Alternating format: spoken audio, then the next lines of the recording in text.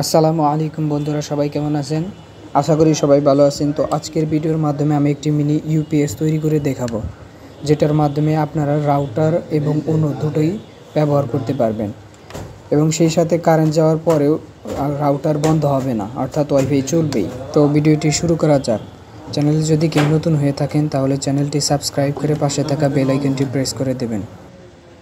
ইউপিএসটি তৈরি করার জন্য আমাদের লাগবে এরকম 3টি মোটা পিন আর এরকম 2টি বুস্টার সার্কিট, যার মাধ্যমে আমরা প্রয়োজন অনুযায়ী ভোল্টেজ সাপ্লাই দিতে পারবো।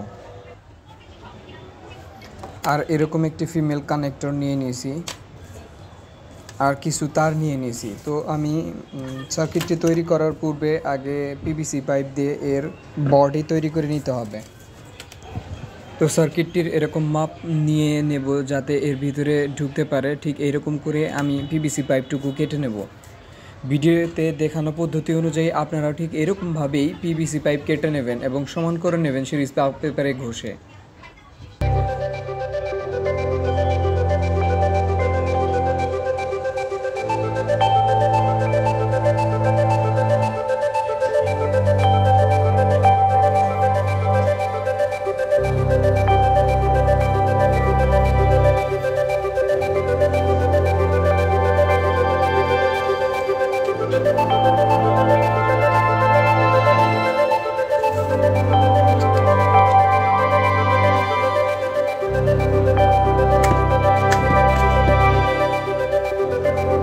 তো পাইপটি আমি কেটে নিয়েছি, ঠিক এরকমভাবে আপনারাও কেটে নেবেন। তবে খেয়াল রাখবেন বুস্টার সার্কিটটি যেন এর ভেতরে ইজিলি ঢুকতে পারে। তো এখন আমাদের এই পিভিসি পাইপের নিচের অংশ এবং উপরের অংশ বানাতে হবে। সেই জন্য আমি পিভিসি পাইপটুকুকে কেটে সোজা করে নেব আগুনে সেক দিয়ে অথবা অন্য কোনো মাধ্যমে। তো আমার সোজা করা শেষ। এখন এর উপর বসিয়ে পেন্সিল দিয়ে সুন্দরভাবে মার্জিং করে নেব এবং এই মার্জিং অনুযায়ী আমরা পিভিসি পাইপের টুকরোকে কেটে নেব।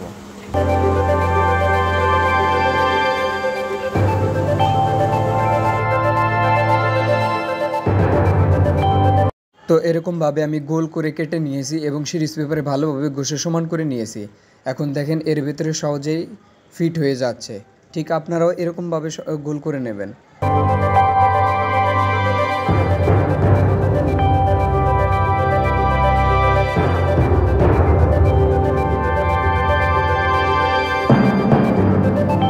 তো এখন আমি এই কেসের ভেতর থেকে আউটপুট বের করার জন্য 2টি ছিদ্র করব, যে ছিদ্রের ভিতর দিয়ে আমি তার বের করব।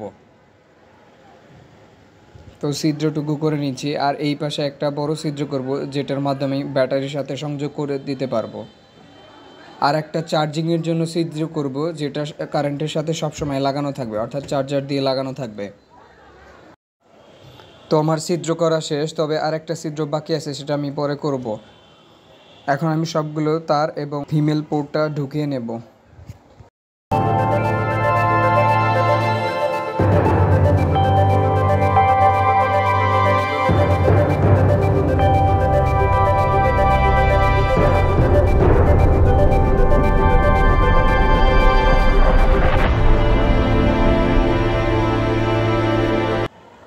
তো আমার তার ভিতরে দেওয়া শেষ। এখন এই সার্কিটের সাথে সংযোগ করব। এর ইনপুট ভোল্টেজের একটির পজিটিভের সাথে অন্যটির পজিটিভ এবং একটির নেগেটিভের সাথে অন্যটির নেগেটিভ সংযোগ করে দেব। এর আউটপুট থেকে প্রয়োজন অনুযায়ী ভোল্টেজ আউটপুট নিতে পারবো। তো এখন আমি ব্যাটারি চার্জিং সার্কিট তৈরি করব, যেটার মাধ্যমে অন্য রাউটার দুটাই চলবে, সেই সাথে ব্যাটারিও চার্জ হবে। তো সার্কিটটা আমি তৈরি করে নিচ্ছি। ঠিক আপনারাও এরকমভাবে সার্কিটটি তৈরি করে নেবেন। তবে অনেকের কাছে 0 ভোল্ট নাও থাকতে পারে, সেক্ষেত্রে আপনারা পিভিসি পাইপের টুকরো ব্যবহার করতে পারবেন। তো পিনটি আমি এরকমভাবে সোল্ডারিং করে নিয়েছি আর এই মোটা পিনটা যেটা আমরা রাউটারে লাগাবো, ঠিক এটা এরকমভাবে সোল্ডারিং করে নিয়েছি। তো এখন আমি এই সার্কিট দুটির আউটপুটের সাথে তার আমি কানেক্ট করে নিয়েছি, পজিটিভের সাথে পজিটিভ, নেগেটিভের সাথে নেগেটিভ। আর এই জায়গায় ভেরিয়েবল রেজিস্টার দেওয়া আছে, যেটার মাধ্যমে আপনারা ভোল্টেজ কম বেশি করে প্রয়োজন অনুযায়ী নিতে পারবেন। তো আমি আউটপুটের জন্য 9 ভোল্ট এবং 12 ভোল্ট রেখেছি, আপনারা চাইলে অন্য রাখতে পারেন। আপনাদের রাউটার ও অনুর ভোল্টেজ অনুযায়ী নিতে পারবেন। আর এই কানেক্টরের সাথে আমি একটি 3.7 ভোল্ট লিথিয়াম ব্যাটারি ব্যবহার করব। আপনারা চাইলে 2-3টা ব্যাটারি ব্যবহার করতে পারবেন, তাহলে আর আপনাদের ব্যাকআপটা বেশি দেবে। আর আমি একটি 5 ভোল্ট রিলে নিয়েছি। রিলেটা এই জন্যই নিয়েছি, আমি এটা অটো সার্কিট বানাবো, অর্থাৎ কারেন্ট যাওয়ার সাথে সাথে যেন রাউটার অন হয়ে যায়, সেই জন্য আমি এই রিলেটি নিয়েছি। তো রিলের সংযোগটা আমি সার্কিটের সাথে করে নেব। তো আপনাদের বোঝার সুবিধার্থে এই দুইটারই ডায়াগ্রাম আমি স্ক্রিনে দিয়ে দিয়েছি। এই ডায়াগ্রাম অনুযায়ী আপনারা সুন্দরভাবে সংযোগ করে নেবেন।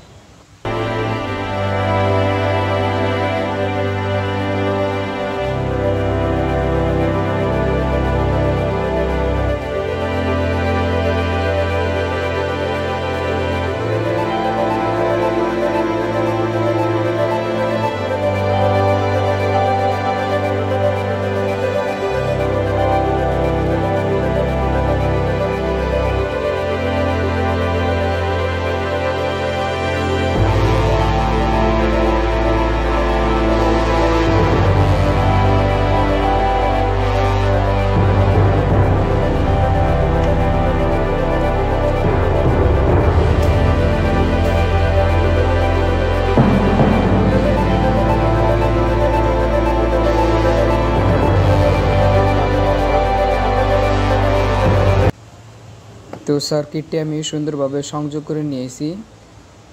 এখন আমি এই চার্জিং পিনটার জন্য একটা এই জায়গায় ছিদ্র করে নেব।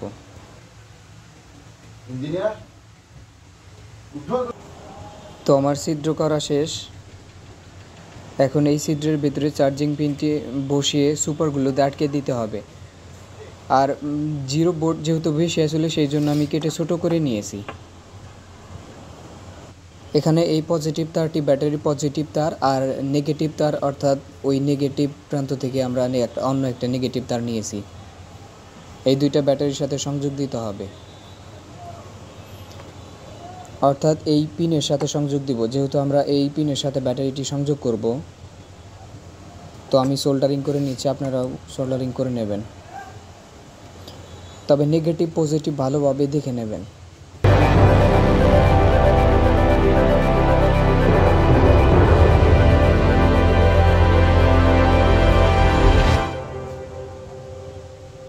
তো আমি সংযোগ করে নিয়েছি, আপনারাও এরকমভাবে সংযোগ করে নেবেন। এখন এর ভেতরে কেসটির ভেতরে সুন্দরভাবে সবগুলো সার্কিট বসিয়ে দিয়ে এর উপরে ঢাকনা আটকিয়ে দেব। ভিডিওটি ভালো লাগলে একটি লাইক দিয়ে কমেন্ট বক্সে আপনার মতামতটি জানাবেন।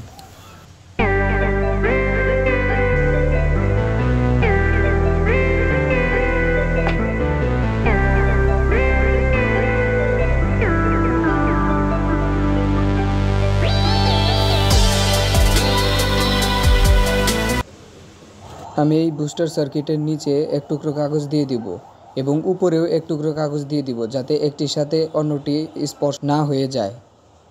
আর যদি স্পর্শ হয়ে যায় তাহলে শর্ট সার্কিট হয়ে হয়তো পুড়ে যেতে পারে। তো আপনারাও সার্কিটটি সুন্দরভাবে বসিয়ে দেবেন।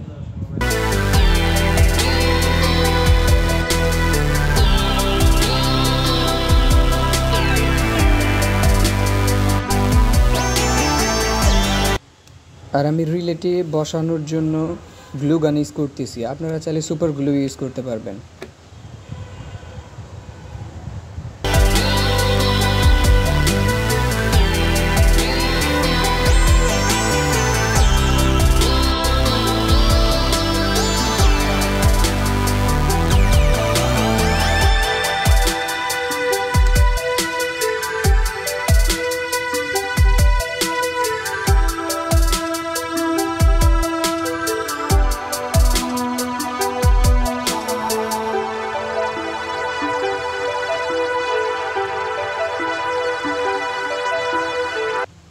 তো আমার সার্কিটটি সম্পূর্ণভাবে বসানো শেষ। এখন এর উপরের ঢাকনাটা লাগিয়ে দেব। আর ঢাকনার উপরে আমি ছিদ্র করে নিয়েছি, যাতে ভেতরে যদি গরম হয় সেক্ষেত্রে গরম বাতাস বাইরে বের হয়ে যাবে। আর এখানে আমি 12 ভোল্টের আউটপুট নিয়েছি, 9 ভোল্টের আউটপুট নিয়েছি।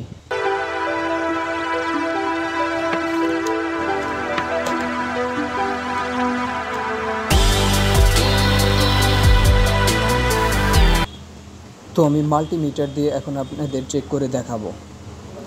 আর এই পিনের সাথে আপনারা 3.7 ভোল্টের 3-4টা ব্যাটারি ব্যবহার করতে পারবেন প্যারালালে সংযোগ করে। আর এখানে একটি 5 ভোল্টের চার্জার সংযোগ করবেন। আর চার্জারটা আপনারা 2 এম্পিয়ারের নেবেন, অর্থাৎ 5 ওয়াট অথবা 10 ওয়াটের চার্জার যেন হয়। তো আমি মাল্টিমিটারটি ডিসি মোডে সেট করে নিচ্ছি। এখন আপনাদের চেক করে দেখাবো। দেখেন এখন কোনো ভোল্টেজ আসতেছে না, অর্থাৎ আমি সংযোগই দিই নাই। এখন আমি একটি 5 ভোল্টের চার্জার লাগিয়ে দিচ্ছি। দেখেন এর আউটপুটে 9 ভোল্ট দেখাচ্ছে। আমি 9 ভোল্ট আর এবং 12 ভোল্ট নিয়ে নিয়েছি। আর অপর পিনে দেখাচ্ছে 12 ভোল্ট, অর্থাৎ অনু এবং রাউটারের জন্য দুটি আউটপুট নিয়ে নিয়েছি।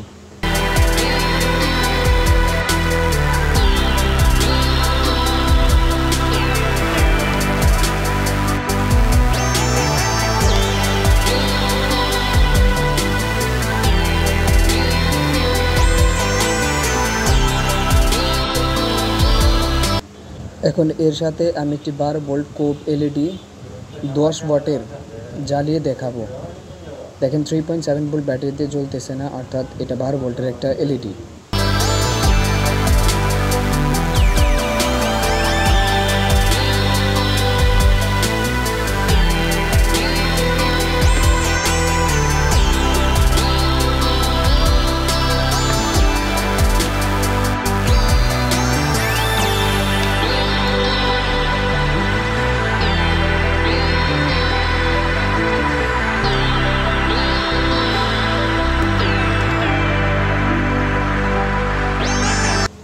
দেখতেই পারছেন বাতিটি ফুল ব্রাইটনেসে জ্বলতেছে।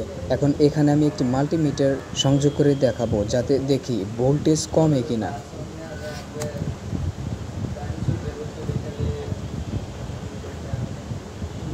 দেখেন মাল্টিমিটার 12 ভোল্ট দেখাচ্ছে, কোনো ভোল্ট কমতেছে না, অর্থাৎ এই সার্কিটের মাধ্যমে আসলে অনু রাউটার চালানো সম্ভব।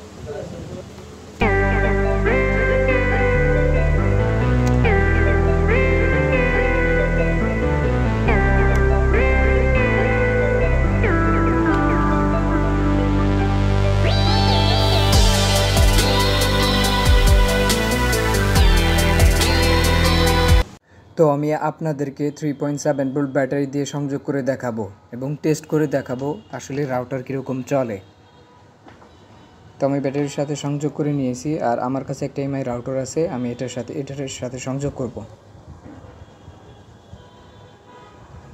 এখানে আমি একটি 5 ভোল্টের চার্জার লাগাই নিচ্ছি, আর মাল্টিমিটার দিয়ে চেক দিয়ে দেখবো আসলে ব্যাটারি টার্মিনাল হতে কত ভোল্ট আসতেছে, আমাদের ব্যাটারি আসলে কি চার্জ করতে পারবে কিনা। দেখেন 4 ভোল্ট আসতেছে।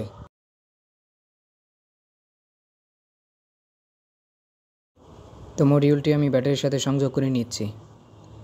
এখন এই জায়গায় থেকে যে 12 ভোল্ট আউটপুট সেটা আমরা ব্যবহার করব, যেহেতু আমাদের রাউটার 12 ভোল্টের। দেখেন আউটপুট 12 ভোল্ট আসতেছে, ব্যাটারির দিকে দেখেন 12 ভোল্টই আসতেছে।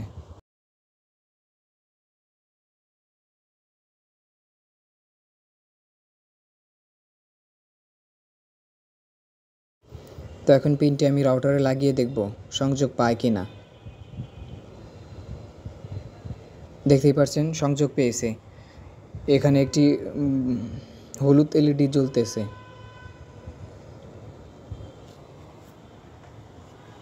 আমি এখন চার্জার দিয়েও টেস্ট করে দেখাবো। দেখেন চার্জার দিয়েও ঠিক এরকমভাবেই চলতেছে, অর্থাৎ চার্জার আমাদের 24 ঘন্টায় লাগানো থাকবে। যখনই কারেন্ট যাবে তখনই ব্যাটারি থেকে রাউটারটি চলবে, আর যখন কারেন্ট আসবে তখন রাউটারটি চলবে, সেই সাথে ব্যাটারিও চার্জ করবে। তো রাউটারটিকে মোবাইলের সাথে আমি সংযোগ করে দেখাচ্ছি।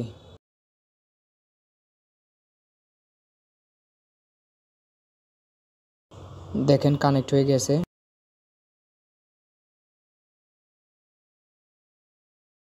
এখন কারেন্ট গেলেও রাউটার অফ হবে না এবং ব্যাটারি লাইন খুললেও রাউটার অফ হবে না।